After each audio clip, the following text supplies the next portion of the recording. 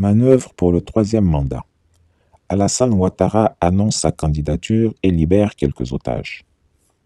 Ce jeudi 6 août 2020, à l'occasion de son traditionnel discours de l'indépendance, le président Alassane Ouattara devrait annoncer sa décision de se porter candidat à l'élection présidentielle d'octobre 2020. Il va ainsi briguer un troisième mandat en violation de la Constitution. En fait, cette décision est prise depuis bien longtemps, que personne ne s'y trompe. C'est Alassane Ouattara lui-même, avec le soutien inébranlable de son frère Téné Birahima Ouattara dit Photocopie, qui l'ont décidé formellement. Après le décès brusque d'Amadou Gon Coulibaly, ils ont vu d'un très mauvais œil les basses manœuvres d'Ahmed Bakayoko pour s'emparer de la primature avec en point de mire le fauteuil présidentiel, en espérant de ce fait être le candidat de substitution du RHDP pour cette échéance capitale. Mais les choses n'étaient pas aussi simples. Les rancœurs nées de la forte rivalité entre Amadou Gon Coulibaly et Ahmed Bakayoko n'avaient pas disparu et avaient laissé des séquelles profondes au niveau de la cohésion au sein du RHDP. Le parti présidentiel était déchiré en deux blocs antagonistes irréconciliables.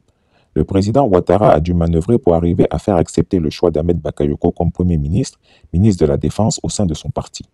Cependant, cette nomination a été douloureusement ressentie par le peuple sénoufo et par la famille du défunt Amadou Gon Coulibaly, qui ne peuvent s'empêcher de penser que le successeur a sa main trempée dans les causes du décès de leur fils et frère. La famille du défunt Premier ministre trouvait indécent qu'Ahmed Bakayoko n'attende même pas les 40 jours rituels de deuil pour commencer à jouer des coudes de manière choquante pour s'asseoir dans le fauteuil. De son côté, Ahmed Bakayoko n'est pas un naïf. Il est pleinement conscient que ce n'est pas de bon cœur que le président de la République l'a nommé à ce poste. Il sait qu'il a dû pratiquement arracher sa nomination.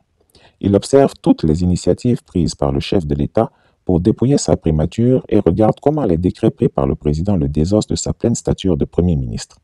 Il sait qu'il n'est qu'un Premier ministre rabougri, très loin de l'envergure d'un Amadou Gon Coulibaly. Ainsi, le président Ouattara a instruit les ministres de lui présenter directement tous les dossiers du Conseil des ministres sans passer par le nouveau Premier ministre. Ces dossiers seront traités et appréciés par Patrick Hachi avant d'aller sur la table du Conseil des ministres. Ahmed Bakayoko ne sera qu'une sorte de boîte aux lettres qui verra juste passer sur sa table les dossiers déjà validés par le président avant de lui être présentés. Et cela crée de la frustration chez l'actuel dauphin constitutionnel. Mais il ronge son frein en attendant son heure.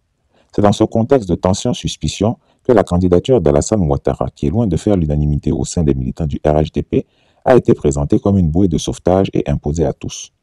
Au cours d'une réunion stratégique avec son cercle de conseillers rapprochés, il a été décidé d'annoncer cette candidature au peuple de Côte d'Ivoire prioritairement, plutôt qu'aux seuls militants du RHDP. Pour mieux faire passer la pilule de sa candidature inconstitutionnelle, le président Alassane Ouattara a décidé de faire libérer tous les hommes de Guillaume Soro qui sont emprisonnés. Ainsi, l'allégresse générale noiera l'amertume de cette décision. C'est donc tout heureux de sa stratégie qu'Alassane Ouattara en a fait l'annonce hier au Conseil des ministres. Mais comme d'habitude, le démon humain a fait son œuvre. Après le Conseil des ministres, le chef de l'État s'est retrouvé en réunion à huis clos avec Ahmed Bakayoko, Fidel Sarasoro, Patrick Hachi et son frère Photocopie. Dans ce huis clos, Ahmed Bakayoko a expliqué au président que ce n'était pas une bonne décision de libérer tous les soroïstes emprisonnés. Il lui a proposé de maintenir 4 ou 5 soroïstes en prison en vue de maintenir un moyen de chantage sur Guillaume Soro. Cette proposition a été aussitôt vivement et chaleureusement appuyée par Photocopie. Vu la période de fragilité psychologique dans laquelle il se trouve actuellement, le chef de l'État pourrait être tenté de suivre l'avis d'Ahmed Bakayoko, lui qui pourtant quelques heures plus tôt avait annoncé à ses ministres sa décision de libérer tous les détenus soroïstes. Ahmed Bakayoko venait ainsi de démontrer sa capacité à manœuvrer contre la paix alors qu'il achète des réclames dans les journaux pour se présenter comme le Premier ministre de la Réconciliation et de la Paix. Quel détenu le président Alassane Ouattara va-t-il continuer à garder comme otage?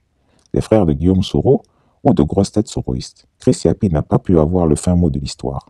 Chris Yapi ne ment pas. Retrouvez Chris Yapi sur Twitter, Mediapart et YouTube.